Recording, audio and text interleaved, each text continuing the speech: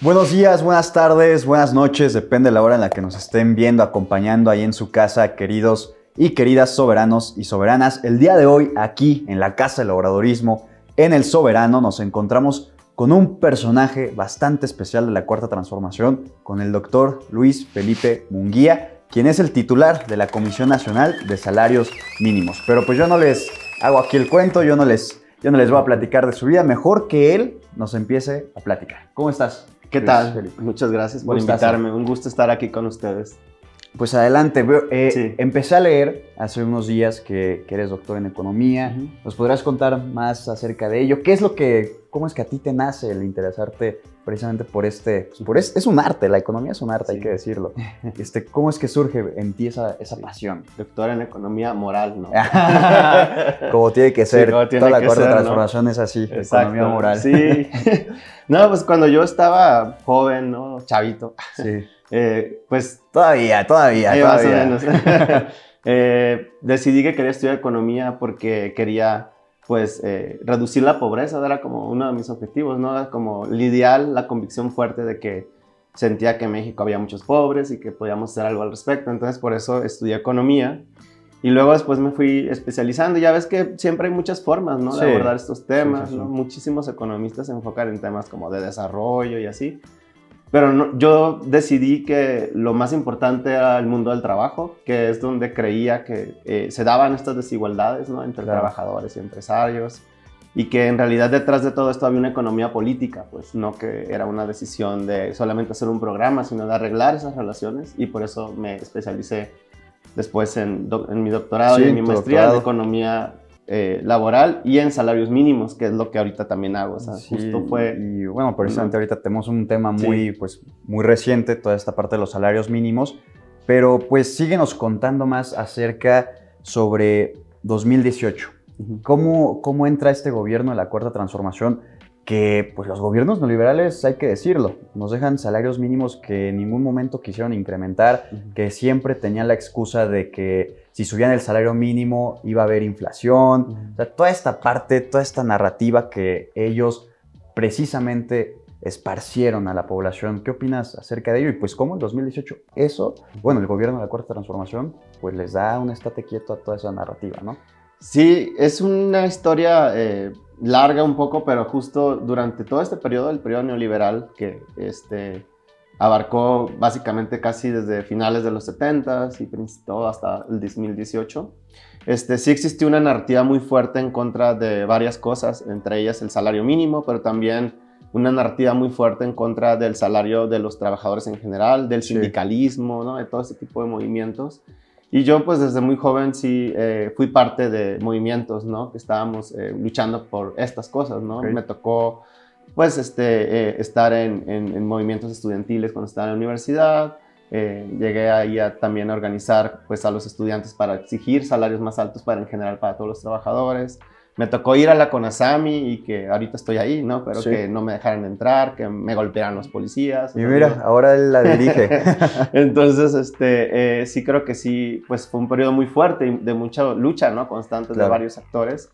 Y pues justo creo que es todo el hartazgo de la gente, ¿no? Y que se fue dando cuenta de cómo esta política económica era la peor que podía Sí. haber para la gente pues, más pobre del país. Sí. Pues creo que se dan cuenta y es cuando cuando despiertan, ¿no? Y gana pues por primera vez nuestro partido, ¿no? Morena, Sí. y el presidente Andrés Manuel López Obrador, que ya trae un proyecto construyendo de muchos años, ¿no? Que muchos ya habíamos seguido durante muchos años. Y por ejemplo, una vez que comienzan el incremento al salario mínimo, ¿tú cómo notas al sector empresarial? ¿Los notas o con la intención de sí ayudar, o algunos con la otra intención de pues realmente, híjole mano, yo prefiero proteger mis ganancias, el pueblo pues ahí, con todo el perdón de la palabra, que se chingue y a ver cómo le hacen, ¿no? ¿Cómo los notaste? ¿Cómo notaste al sector empresarial? Sí, creo que fue heterogéneo. O sea, sí había empresarios que estaban a favor del incremento del salario mínimo y que organismos, ¿no? Sobre todo, no necesariamente los empresarios, pero varios organismos que sí tenían esta idea de incrementar el salario mínimo o que era una buena idea. Por ejemplo, Coparmex tenía tiempo hablando sobre esto. También el ingeniero Carlos Slim es uno de los promotores, ¿no? De estos incrementos al salario mínimo. Y también había otras empresas que no, que evidentemente estaban en contra. Puedes decirlas, ¿eh? Puedes decirlas. Si gustas, si gustas. Bueno, más bien, o sea, obviamente los sectores de la economía de comercio, como con Canaco, ¿no? Y este tipo de grupos, pues estaban Lantad, que es quien lleva las tiendas de Walmart. Bueno, ya no Walmart ya no está ahí, pero tiendas de supermercados como Soriana, etcétera. Y la misma Walmart estaban en contra, ¿no? De subir el salario mínimo porque lo pagan, ¿no? O sea, claro. En realidad eso es lo que ganan los trabajadores en las empresas. Y entonces hubo una mezcla ahí entre el sector empresarial de diferentes voces, pero en general una de las cosas que sí noté es que ellos tenían la idea de subir el salario mínimo, pero a un ritmo mucho más moderado, ¿no? Sí, claro. Y nosotros lo hicimos a un ritmo muy acelerado. En un 15, 20 y 22%, ¿no? Sí, 15, 20, no, de hecho fue 16 primero, 26. Okay, y luego perfecto. fue 20, luego fue 15 por la pandemia, okay, sí. Luego 22 para recuperarlo de la pandemia, y luego 20, y Exacto. otra vez 20 ahora. Exactamente. Este es el sexto. Y entonces, pues es muy rápido, es muy acelerado típicamente en el mundo. De hecho, ningún país del mundo nunca antes había logrado incrementar tanto el salario mínimo como México lo hizo en tan poco tiempo. Y en sí, claro. Sin efectos negativos en nada, ¿no? Entonces, pero el sector empresarial al principio estaba muy en el barco, ¿no? De sí, claro, vamos a subirnos a esto. Pero cuando vieron que íbamos muy rápido fue cuando no estamos tan seguros del tema, ¿no? Y es cuando empezaron a haber resistencias fuertes, ¿no? Y pues por eso también en la pandemia votaban en contra, ¿no? Porque sí, ya era demasiado para ellos. ¿A ti te llegó a tocar llevar a cabo alguna negociación con alguno de estos entes? Sí, todo el tiempo. ¿Y qué tal? A ver, platícanos de eso, ¿Qué tal? Todo el tiempo tenemos que negociar con ellos. Es interesante, miren, también es un tema a mí me ha gustado mucho mi experiencia en Conasami, okay. Porque, por ejemplo, los dos sectores han sido muy distintos. Cuando recién llegamos, el sector obrero era muy dócil, estaba muy sometido. La verdad, creo que es toda la historia también del neoliberalismo y cómo el sindicalismo mexicano tuvo que someterse, ¿no?, a este nuevo sistema. Y entonces ellos mismos repetían, ¿no?, las mismas lógicas de no, es que mejor tener un empleo aunque me paguen poco y así. Sí, o sea, con ese, bueno, pues sí, con ese miedo a la carencia. Exactamente, claro. Tenían ese miedo y entonces ya nosotros llegamos, transformamos un buen Conasami y empezamos a hablar con ellos y no, miren, no pasa nada, no, miren, podemos pedir más.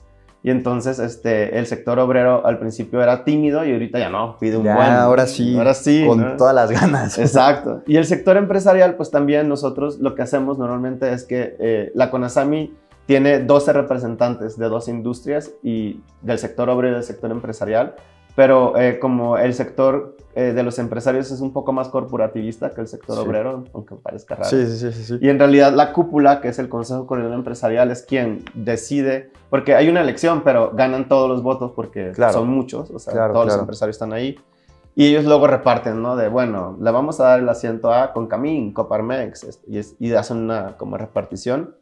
Y entonces cuando hablamos con ellos, la negociación es primero hablar siempre con el Consejo Coordinador Empresarial, ¿no? Okay.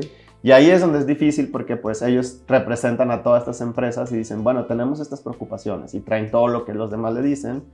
Y pues justo en el 2020, que fue cuando estaban en contra, ellos querían un incremento del 10% nada más. Y pues fue bajo, fue de 15 porque justo estaba la pandemia, pero 10 era muy poco, ¿no? Y demasiado poco para los planes que teníamos. Y ahí fue donde aprendieron una valiosa lección el sector empresarial. Cuéntanos. Decidieron no participar, ¿no? Se pararon de la mesa, pues como no queremos hacer nada, vamos a votar en contra. Y entonces el sector obrero dijo, bueno, entonces vamos a pedir más cosas, ¿no? Y en realidad habíamos estado teniendo estos mecanismos que en los salarios mínimos profesionales, donde el salario mínimo iba subiendo un buen y el profesional no tanto, entonces se iba acercando poco a poco. Y estancando, ¿no? Y el sector obrero tiene mucha preocupación por ese tema y dijo, pues ahora que el sector empresarial no está, vamos a darle un incremento fuerte a los salarios mínimos profesionales. Y nosotros pues eran nuestros aliados y dijimos, claro, ¿no? La primera vez que la Conasami vota, o sea, casi siempre votan por unanimidad y hay unas pocas veces en la historia donde no ha votado por unanimidad, pero siempre había votado con el sector empresarial. La primera vez que vota con el puro sector obrero fue ahora con en esta ocasión. Perfecto. Así es. No, pues oye, qué batalla te aventaste en estos, bueno, te has estado aventando en estos años, ¿eh? Porque pues precisamente sí es muy difícil quitar como toda esta ideología, pues toda esta carga ideológica que llegan a tener algunos sectores como los que acabas de comentar. Y otra, pues también ha sido, me atrevo a decir, pues algunos pseudoanalistas, especialistas, esos de Twitter, de los medios hegemónicos que también en algún momento pues decían o preguntaban, yo veía, no sé, creo que en algún momento me tocó ver algún tuit creo que de Chumel Torres, no recuerdo, alguno de esos pseudocomentaristas quejándose por el aumento al salario mínimo. Y pues bueno, yo en mi caso pienso, pero pues ¿cuál es el problema, no? Entonces, ¿tú qué les dirías a esa gente que sigue pensando que estos aumentos a los salarios mínimos causan un daño a la economía cuando pues, es completamente falso? ¿Cómo puedes tirar o cómo tirarías tú esa narrativa? Pues es una narrativa que tiene tiempo ya y la verdad es que es difícil que desaparezca de un día para otro y la verdad lo que diría sería que se actualicen en temas de economía, ¿no? Así en corto, pero básicamente creo que de dos cosas. Una, creo que hay gente que simplemente no cree en esto o son oposición y lo hacen solo por eso, ¿no? Es decir, no es que realmente lo crean, sino que lo tienen que decir porque son oposición y tienen que estar en contra de todo lo que haga el gobierno, etcétera. Entonces ese es un grupo, ¿no? Lo descartamos porque pues simplemente son ideólogos conservadores que no tienen pues ningún sustento, ¿no? Sus afirmaciones. Pero hay otro grupo de gente que sí tiene un rezago, ¿no? En el tema de qué ha cambiado en el mundo de la economía, porque durante muchos años, o sea, digamos, y esto es parte del neoliberalismo, pero en el mundo se creía que en el mundo laboral había competencia perfecta. Sí. Así se llama, ¿no? Es un modelo, ¿no? De economía que prevaleció muchos años. Y la lógica es bien rara, es de que, por ejemplo, hay infinitas empresas, ¿no? O sea, un trabajador siempre puede encontrar trabajo si quiere. Y también si una empresa le baja al trabajador un peso, todos los trabajadores renuncian, se pueden ir a otra empresa. O sea, son como muchos supuestos. Y esas lógicas, si fuera real, ¿no? Pues sí es verdad que tendría un impacto negativo, pero la realidad es que no es así. Exacto. Y entonces en 1992, un economista estadounidense, David Card, y Kruger, que es otro economista estadounidense, publicaban un artículo donde mostraban que cuando subía el salario mínimo en Filadelfia y en una ciudad que se llama Camden, que está pegada a Filadelfia, en realidad pudieron hacer un experimento natural y descubrieron que cuando subió el salario mínimo, subió el empleo, ¿no? Que es lo opuesto a la lógica de que se va a caer el empleo, la inflación, etcétera. Y fue muy controversial, ¿no? Pero ganó el premio Nobel por eso, porque justo rompió ese paradigma y entonces se tuvo que crear un modelo nuevo. Fíjense, en los 90, hace 30 años. Anótelo. Y a partir de ahí, o sea, los economistas más jóvenes que hemos estudiado el tema, pues sabemos que esto es lo que impera actualmente. Entonces, los mercados no son tan perfectos.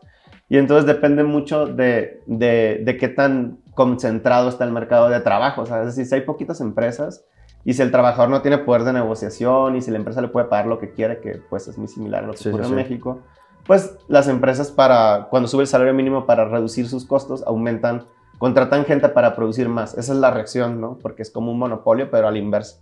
Y en cambio, si fuera competencia, pues sería lo que dicen estos ideólogos. Pero en realidad, la realidad nunca es de competencia, ¿no? La realidad es que siempre hay cierta concentración y en México hay tanta, que hay espacio para seguir subiendo el salario. Hemos leído y demás, pues cómo al trabajador, cómo a la clase obrera pues, siempre fue maltratada por los gobiernos neoliberales, cosa que ahora ya está cambiando con este gobierno de la Cuarta Transformación. Y pues también viene a mi pregunta, ¿cómo ves esta reforma laboral respecto a las 40 horas? No sé si entre mucho en tu campo, pero lo poco o mucho que puedas aportar en esta pregunta, pues adelante. Yo creo que a la gente le interesaría mucho pues saber esto y pues sobre todo pues un experto como tú que en economía.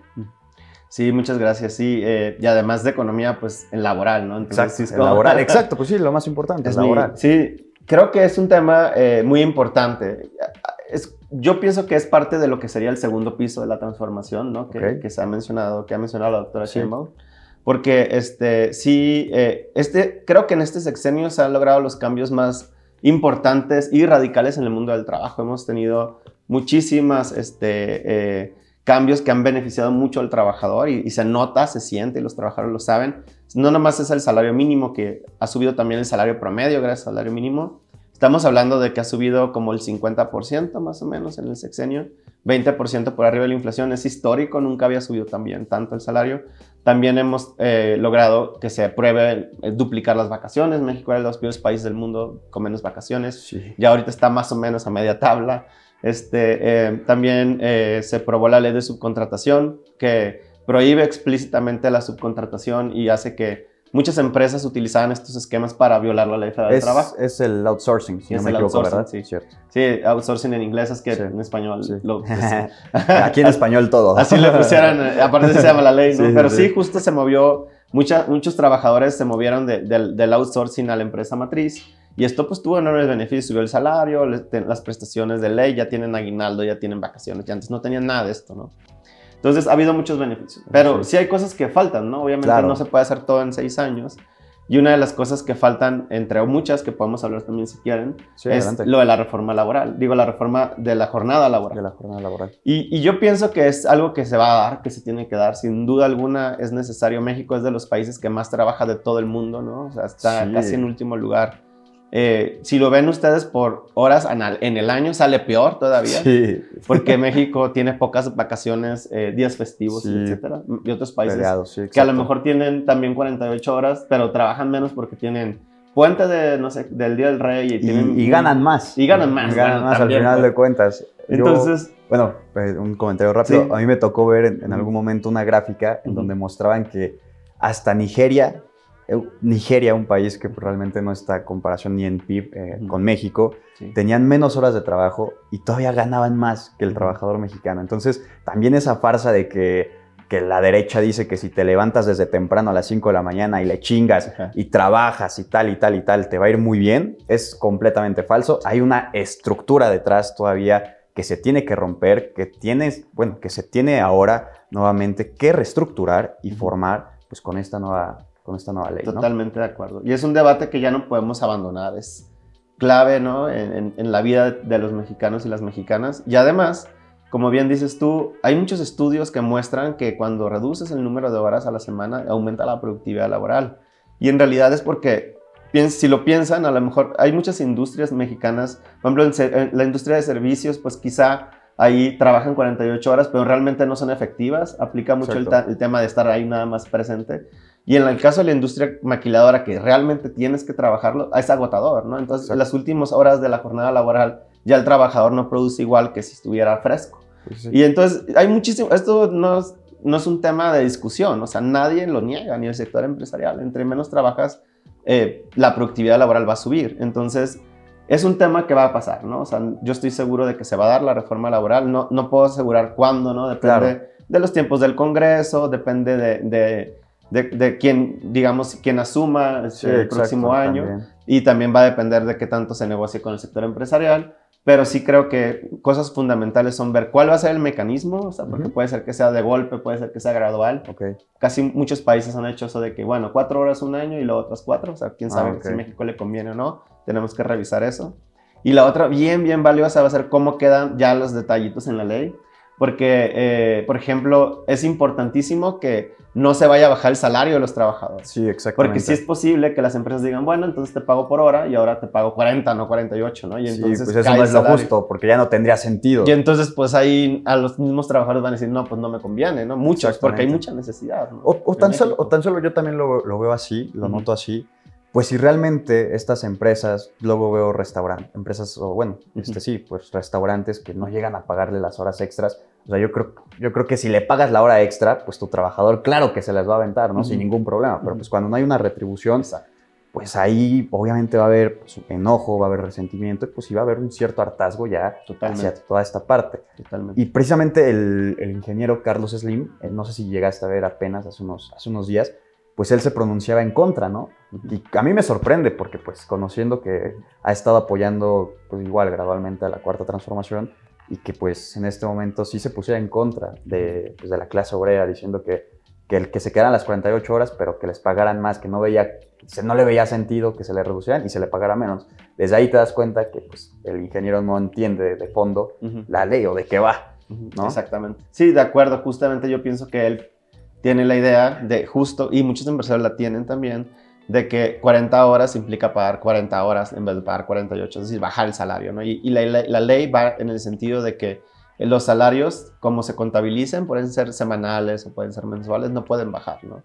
Entonces sí es un costo, obviamente, para el sector empresarial, pero pues sí tienen que buscar mecanismos, ¿no? Yo he hecho algunos cálculos y en realidad como que hay unas combinaciones donde contratan más gente y pagan horas extra, que es mucho más eficiente que solo pagar horas extra o solo o que también los empresarios, ellos se pongan la camiseta por su propia empresa, ¿no? Sí, de acuerdo, sí. Que ellos también le chinguen, ¿no? Sí, eventualmente vas a ver que como con el salario mínimo, que se fue aceptando como una medida que ayuda, sí, claro, a otros, como el consumo sube, etcétera.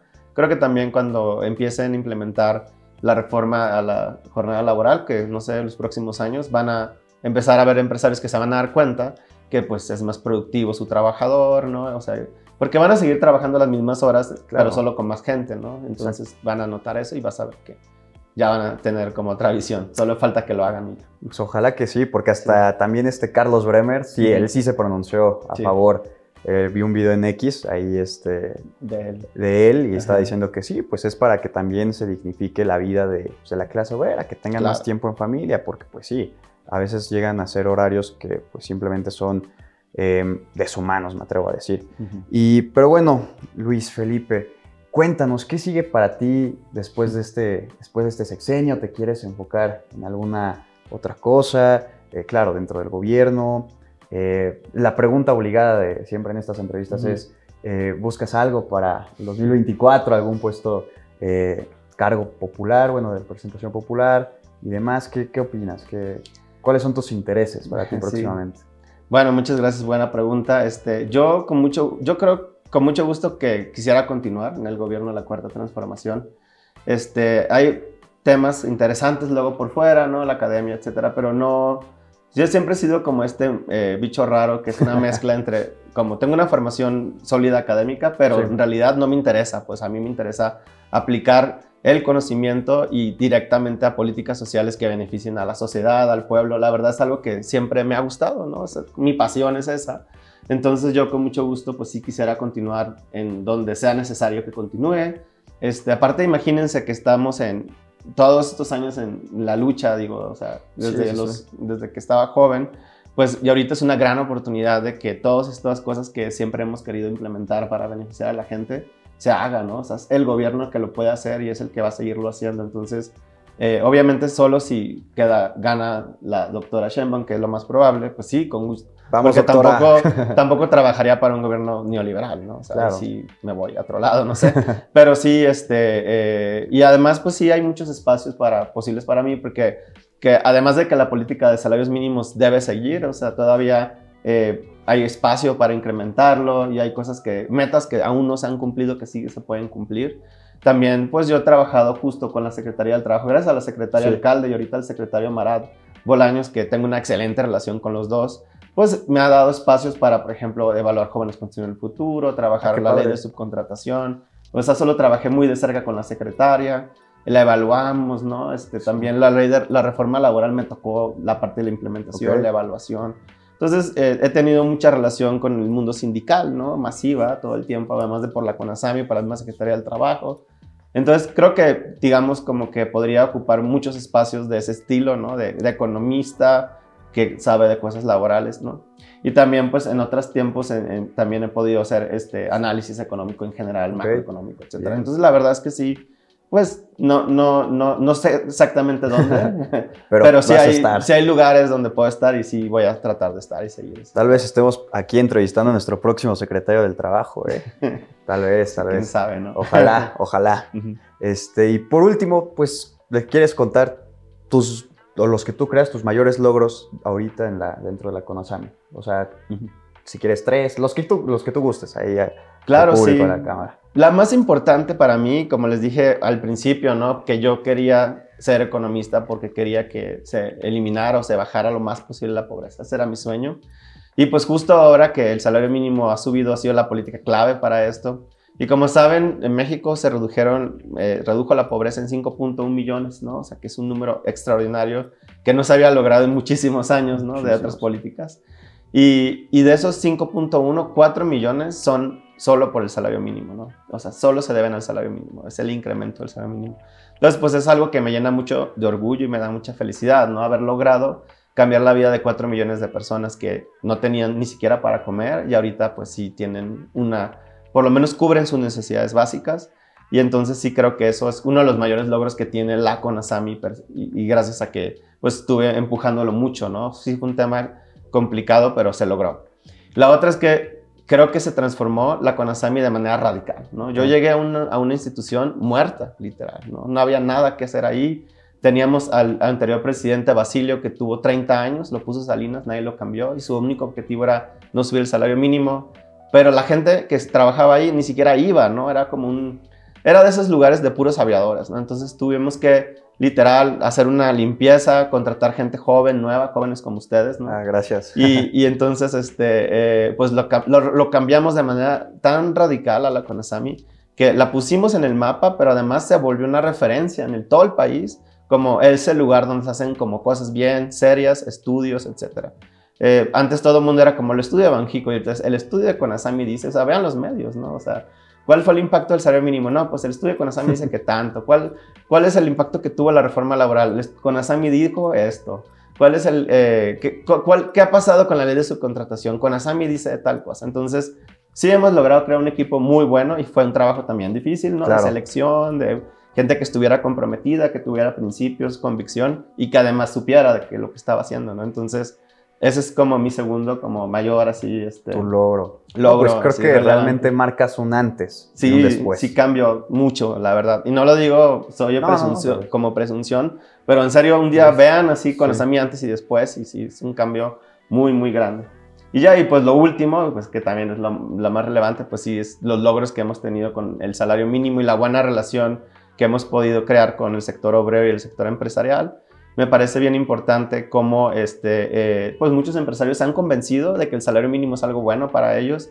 Sobre todo, por ejemplo, las pymes, que ahorita hay algunos pues, analistas, ¿no? Que dicen que las pymes son las que les va peor, pero no es real. O sea, si bien es cierto que el impacto del salario mínimo es más alto porque las pymes pues, tienen más trabajadores que ganan cerca del salario mínimo, como subió muchísimo el consumo, estamos hablando de un incremento del 9%, que a pesar de la pandemia es un milagro. Se recuperó el poder adquisitivo, ¿verdad? Se recuperó tanto que los trabajadores que antes no compraban papel de baño ahora compran. Digo, es como algo bien básico, pero en la frontera norte subió el salario mínimo y a los días empezaron a comprar productos básicos que antes no tenían porque eran pues muy pobres, ¿no? Y entonces los que más se benefician son las pymes porque son los que venden en el mercado local. Exactamente. Típicamente las empresas grandes son exportadoras, ¿no? Normalmente no se enfocan tanto en el mercado interno, pero las pymes sí, ¿no? Entonces los abarrotes de la esquina, ¿no? Las pequeñas tienditas, ellos son los servicios, ¿no? Que cortan el pelo, etcétera. Han tenido un gran ingreso, ventas altas, justo por el salario mínimo.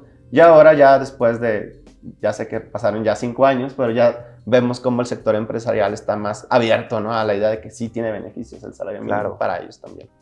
Pues perfecto. Muchísimas gracias, doctor. Muchas gracias. Mucho éxito. Muchas gracias. Realmente, pues ha hecho un gran trabajo dentro de esta pues, noble institución y pues qué mejor para el bien de toda la clase trabajadora aquí en México. Soberanas, soberanos, muchísimas gracias por estarnos escuchando, por acompañarnos y recuerden, nos vemos la próxima. Hasta luego.